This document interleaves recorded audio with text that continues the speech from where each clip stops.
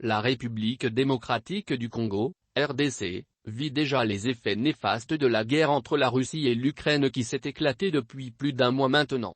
Le panier de la ménagère a subi un coup suite à la flambée des prix des denrées alimentaires et des produits des premières nécessités sur le marché. Pour India Omari, cette réalité qui traduit l'inefficacité du régime actuel à gérer le pays vient enfoncer la gestion calamiteuse de Félix Tshisekedi à la tête de la RDC.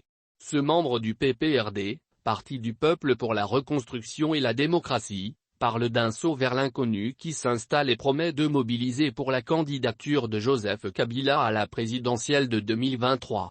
Aujourd'hui, nous sommes dans un saut vers l'inconnu. Il y a horreur du vide. Pourquoi pas faire appel au président Kabila? Il faut faire appel à M. Kabila pour lancer le défi suite l'inefficacité du régime actuel. Voilà pourquoi nous travaillons pour le faire au Congrès. Et je serai le premier à mobiliser la population pour en faveur de la candidature de Joseph Kabila en 2023, a-t-il confié à Actu7.cd. À lui d'ajouter, l'article 72 de la Constitution interdit à ce qu'un chef de l'État qui est en fonction, brigue un autre mandat pendant qu'il a déjà fait 2 mandats consécutifs. Mais, Kabila a déjà terminé ses 2 mandats, il a marqué une trêve et aujourd'hui, nous sommes pendant un autre régime. Il est aujourd'hui un citoyen.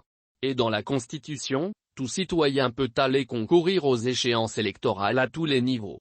Au cours d'une interview aux médias en ligne non alignés, India Omari souligne que devenir sénateur à vie ne signifie pas que votre carrière politique est enterrée. Si Kabila parlait le même langage que Tshisekedi, il pourrait être nommé comme Premier ministre, comme bourgmestre. Qui va le lui refuser?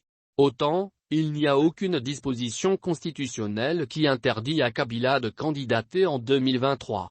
Devenir sénateur à vie n'est pas une interdiction, c'est un titre, un droit auquel on peut renoncer, a-t-il complété.